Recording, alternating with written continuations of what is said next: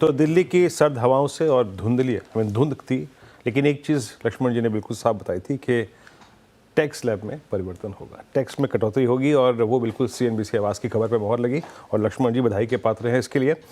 मीनवेल इस वक्त निफ्टी में थोड़ी रिकवरी है, बैंक निफ्टी लोअर लेवल से करीब 500 अंकों का पुल बैक लेके आया है।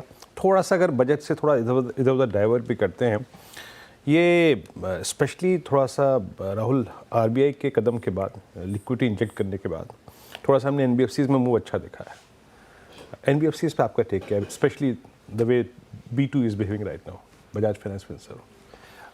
We are fairly positive. I think आपने सुबह आई थिंक आपके गेस्ट ने हडको की बात की थी। We have been very positive on हडको। ठीक है, करेक्शन काफ़ी हद तक आया है, लेकिन जब प्रधानमंत्री तीसरी बार आए थे, उनका पहला जो उन्होंने ऑर्डर साइन किया था वो अफोर्डेबल हाउसिंग का ही था। आई थिंक क्योंकि आज कुछ खास अनाउंसमेंट नहीं आई है अफोर्डेबल हाउसिंग के लिए, कुछ रेंट के सिलसिले में टैक्स की कुछ लिमिट्स इंक्रीज कर गए हैं, बट आई थिंक ओवरऑल चाहे बजाज फाइनेंस हो, even small finance bank, AU small finance bank, you know, इसमें वो NBFCs जिनका गोल्ड एक्सपोजर है उन पर आपका Manappuram Muthoot. It is a very interesting question Veeru, because जब हम क्रेडिट ग्रोथ की बात करते हैं ना, अगर आप क्रेडिट ग्रोथ के सेक्टरल डिप्लॉयमेंट ऑफ क्रेडिट जो डेटा आता है हर महीने, आप देख लीजिए क्रेडिट ग्रोथ हो कहाँ रहा है। The maximum growth, and I am not joking, आप पिछले 3-4 महीने का आंकड़ा निकाल लीजिए, मैं आपको report 50 to 100% year on year growth every month for last 3-4 months is against gold. Not housing, not personal loan, not manufacturing, not services, nothing. 50 to 100% month on month growth. I mean year on year growth for the last 3-4 months. तो अगर इसके चलते हो, and gold is at record highs. अच्छा, वहाँ पे आपको NPS का कंसर्न भी नहीं है एज ए कंपनी, जब मैं एक्सपोजर लेता हूँ तो? नहीं, पर आपका कोलैटरल तो है। I have very ना वहाँ कंपनियों के बढ़ते हाँ कम है, एग्जैक्टली। तो I think the one issue से something like Manappuram had is they diversified into too many other things, vehicular finance वगैरह। Manappuram has stuck to its core. आप देखिए, lot of banks have got into gold lending in a very material, including SBI. yes. They themselves are pushing it. तो ये एक बहुत बड़ा asset class है जो हम उसको इतना तवज्जो नहीं देते जितना हमें देना चाहिए। तो आप देख लीजिए, these are companies, if I am not mistaken, please correct me if I am wrong, I think 4-4.5% के ROA हैं, 18 से 20% की ROE है, एंड ये पीक पे 5 टाइम प्राइस टू बुक पे जाते थे। अब आपको 3, हाँ जी, ROE 18%, नहीं 18%। ROA is about 4-4.5, ROE is about 18-20%। तो 4.5-5 का लेवरेज लेके चल रहा हूँ। चलिए, और आपको ये जो पीक में आपको 5 टाइम्स प्राइस टू बुक पे मिल रहे थे, आई थिंक ये अभी 3-3.5 के आसपास आ चुके हैं। तो I would be a buy. So gold finance, selectively home finance, हडको, AU small finance bank would also be an interesting one, and a dark horse could be Repco home finance. Okay, Repco home finance. चलिए, अच्छा गुरमीत, अब आप बता कि अब आपको हमें थैंक्स बोलना है, उससे पहले कोई क्लोजिंग कमेंट, कोई स्टॉक जो रह गया हो जो हमें ध्यान में रखना? अनुज, मुझे लगता है म्यूचुअल फंड को बेनिफिट मिलेगा इंश्योरेंस के मूव से। एक तो 250 रुपये का सिप से भी अलाउ कर रहा है, नया इन्वेस्टमेंट क्लास आ रहा है 10 लाख रुपए का, पेनिट्रेशन बढ़ रहा है इंश्योरेंस, क्योंकि वो टैक्स वाला बेनिफिट जा रहा है, डिजिटाइजेशन है, आप UPI से अगर आप सेव कर सकते हैं, तो मुझे लग रहा है एसेट मैनेजमेंट कंपनी से फोकस करिए। आप देखिए, आप नीलेश साहब से बात कर रहे थे, हम नवनीत से भी बात करिए, 25 करोड़ के ऑथराइज कैपिटल में 2000 करोड़ का पैट आता है। इन्फाइनाइट ROE बिजनेस है, पैसा तो चाहिए ही नहीं है, तो इतना अच्छा रिटर्न रेशियो कहाँ से मिलेगा? तो मुझे लगता है एसेट मैनेजमेंट कंपनीज के लिए ये इनडायरेक्टली बजट जो है काफ़ी पॉजिटिव है, वो एक स्पेस मुझे लगता है कवर होनी चाहिए। चलिए, अब टेक पंचायत की तरफ बढ़ते। गुरमीत, बहुत बहुत शुक्रिया आज हमारे साथ जुड़ने के लिए। टेक पंचायत की तरफ बढ़ते हैं, और अब इस लेग में टेक पंचायत लेकर श्रेया जुड़ेंगी। और श्रेया रेडी है क्या आप? एक बार श्रेया, गुड आफ्टरनून। और श्रेया काफ़ी खुश है वैसे, क्योंकि श्रेया का भी टैक्स बर्डन काफ़ी कम हो रहा है। श्रेया, क्या सर, मुझे बहुत ही खुशी हुई और अच्छा लगा मुझे। नहीं, श्रेया पाजी कह रहे हैं कि इंक्रीमेंट की जरूरत नहीं इस साल। नहीं, ये चालाकी नहीं चलेगी Veeru sir. I won't by this statement. चलिए श्रेया, ट्रेड्स की शुरुआत करते हैं। जी,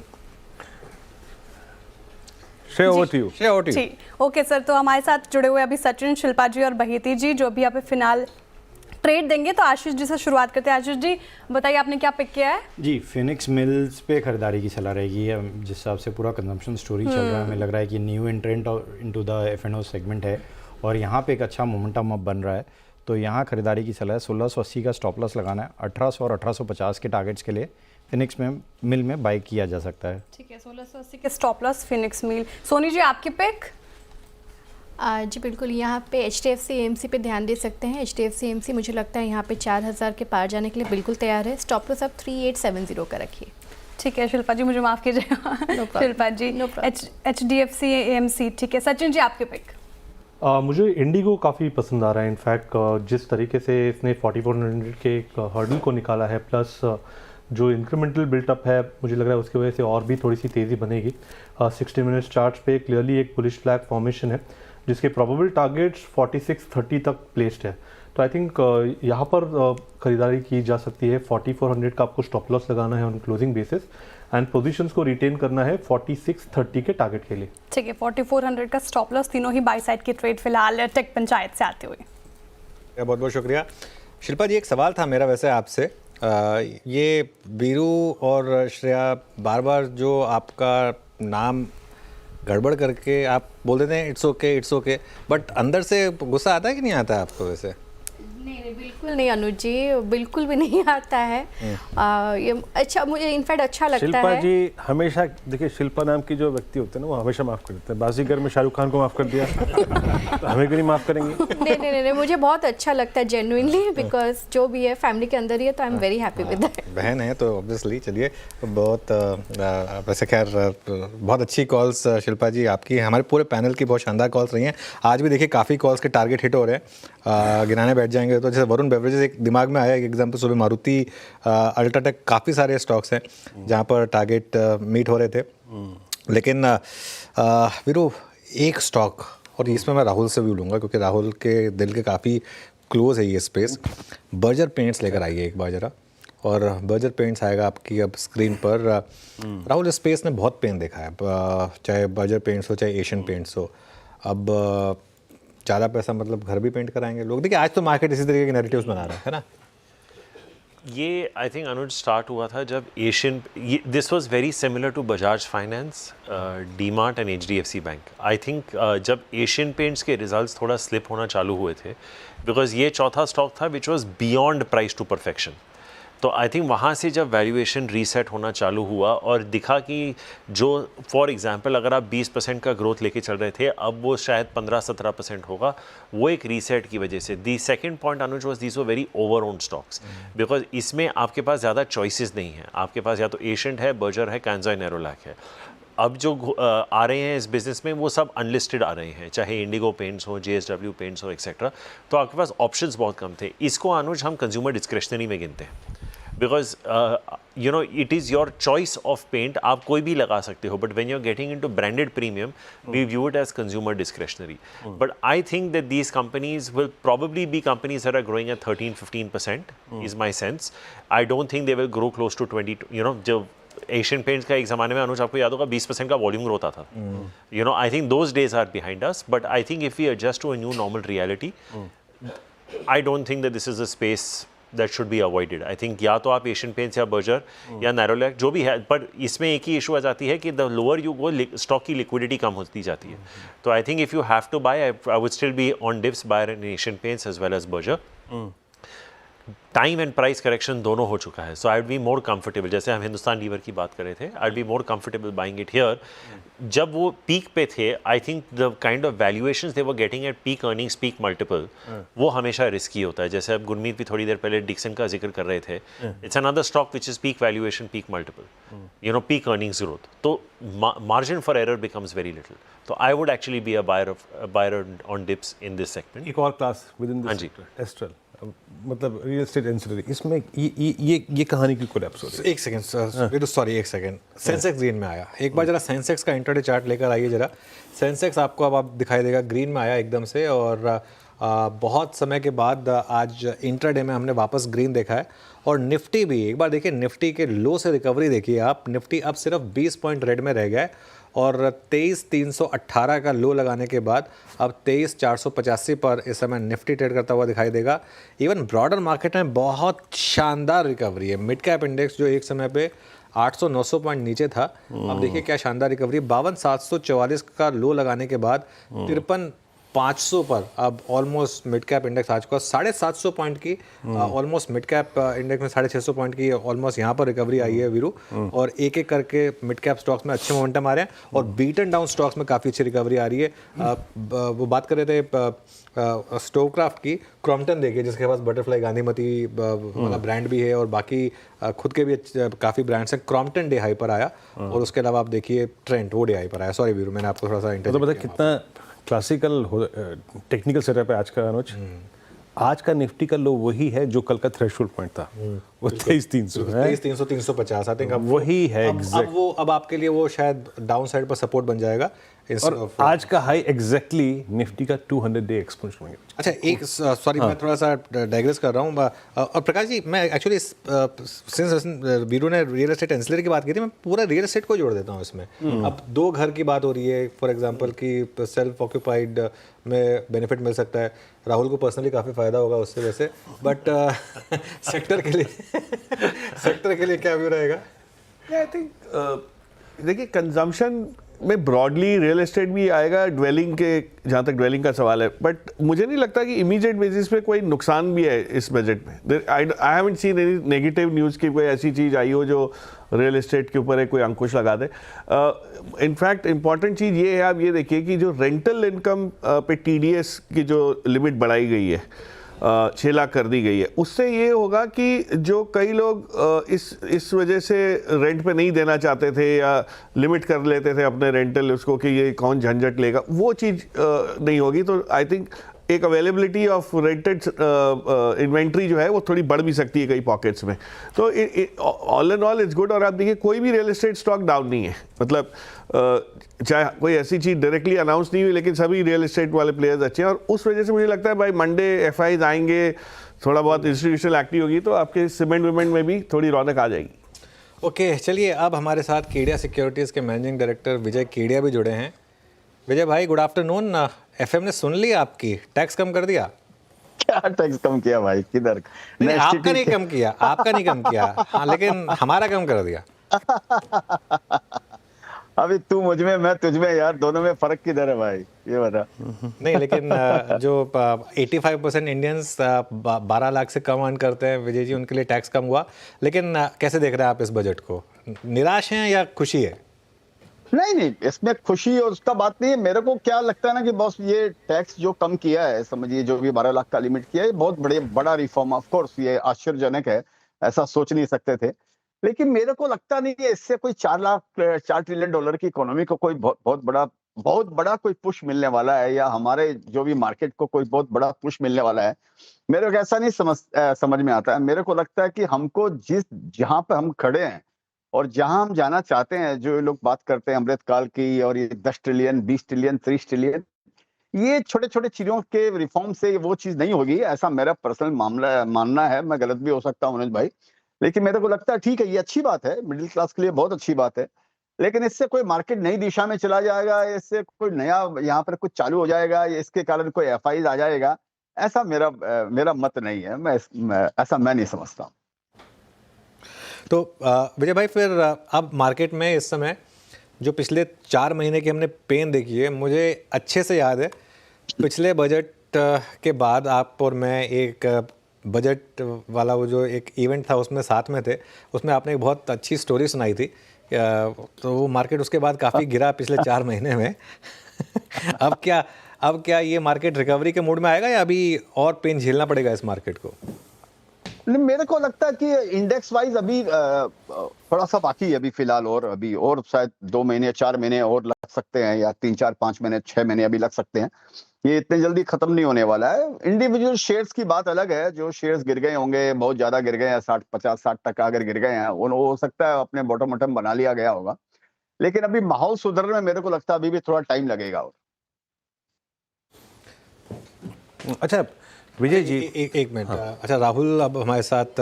Rahul happy birthday once again और enjoy with your team. Thank you so much Anuj. And एक चीज़ जाने से पहले कहूँगा कि हम ओकेजन सेलिब्रेट करते हैं, ये हमारी दोस्ती का 20वां साल है। 2005 में मिले थे, 2025 हो गए, so more power to that. Thank you so much for the cake Anuj. Thank you Rahul. चलिए once again happy birthday Rahul. चलिए विजय जी, अब मैं एक बार फिर से आपके पास आता हूँ, बट ये टैक्स कट के बाद जिस प्रश्न से मेरे ख्याल से अनुज ने डिस्कशन शुरू किया, आप एफएमसीजी स्पेस को और ऑटो स्पेस को बदले सर्कमस्टेंसेस में इन कट्स के बाद कैसे देखते हैं सर? आपका व्यू इस स्पेस पे? मेरा इनमें फिलहाल कोई ऐसा कोई बहुत बड़ा कोई व्यू चेंज हो गया हो ऐसा मेरा नहीं है।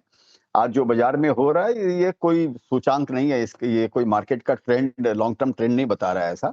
एफएमसीजी शेयर्स जो है ऑलरेडी बहुत महंगे हैं और उन्होंने, आप देखिए तो ये तेजी का जो भी माहौल चला 2-3 साल का, इसमें कोई बहुत ज्यादा इन्होंने पार्टिसिपेट नहीं भी किए। बहुत सारे शेयर्स कुछ किए होंगे लेकिन इन्होंने पार्टिसिपेट नहीं किया।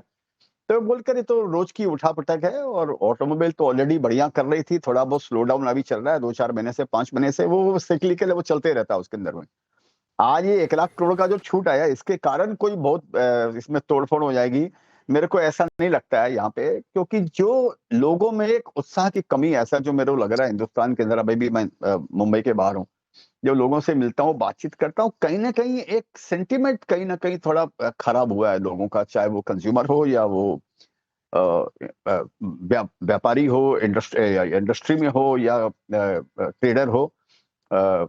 कहीं ना कहीं एक सेंटिमेंट की थोड़ी सी लोगों में एक थोड़ा डर का सा माहौल है कि आगे आगे क्या होना चाहिए, क्या होगा क्या नहीं होगा।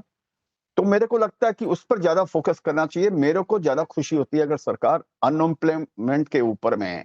मैं हमेशा बोलता हूं कि 1 करोड़ जॉब इंडिया को नए जोड़ने पड़ेंगे हर साल।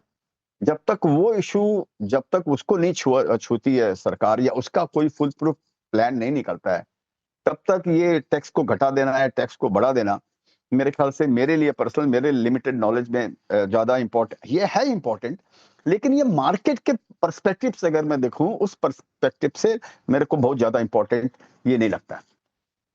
विजय जी, जो टैक्स कट के बाद सबसे ज़्यादा चल रहा है सेक्टर आज, वो ऑटोमोबाइल है। आपने भी इसमें एक बड़ी बेट ली थी, हालांकि आपकी वो बेट किसी दूसरे कारण से थी, वो प्योर ईवी प्ले था जो आपने अतुल ऑटो पे लिया था, लेकिन इसमें अब आप कुछ और ऐड करने की सोचेंगे क्या? नहीं, और ऐड करने के तो मैं नहीं सोचूंगा, क्योंकि अभी भी क्या वो फ्यूचरिस्टिक फ्यूचर के ऊपर में टिके हुए हैं, तो भाव महंगे हैं उनके, तो इस बोल कर मैं और ऐड तो नहीं करूंगा। अभी जो है उनको रखने का, अभी जब आपसे बात कर रहा हूँ अभी तक तो उनको रखने का ही प्रोग्राम है, कोई और ऐड करने का मन नहीं।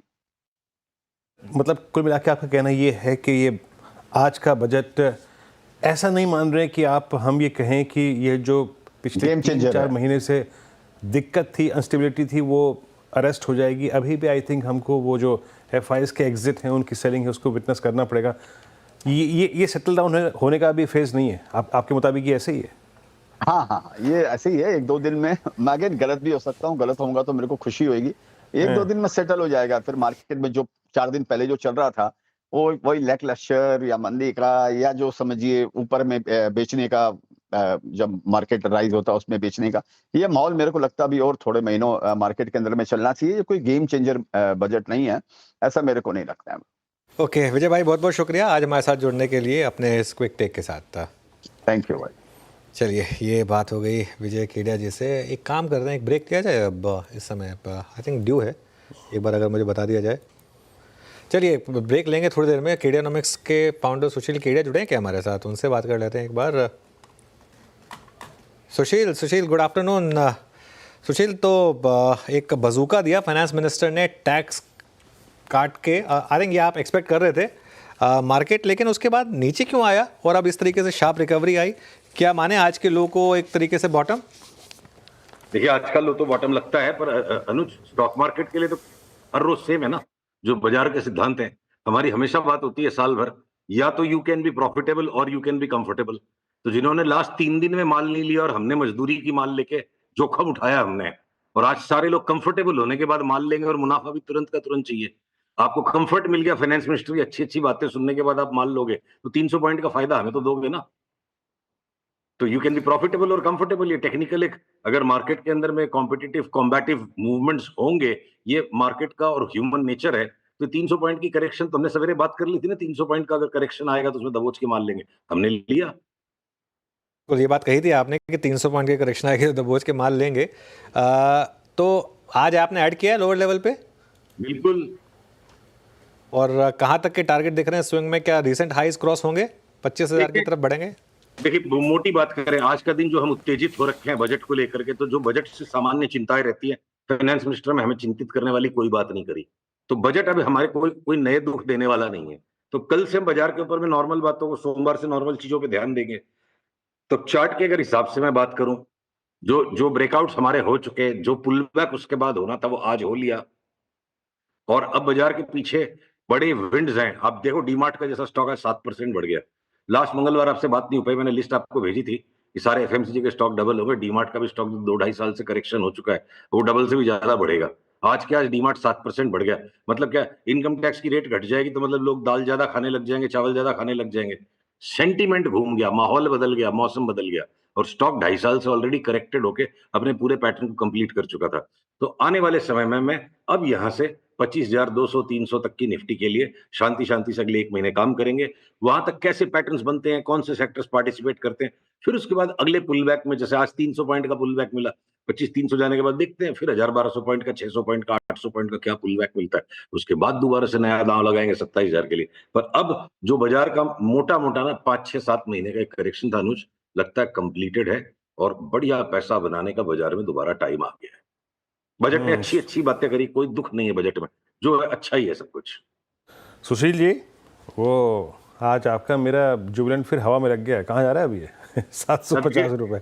अब जुबिलेंट फूड को देखिए, रोज रोज के हवा में उड़ने से ना फिर हम भी हवा में उड़ जाएंगे।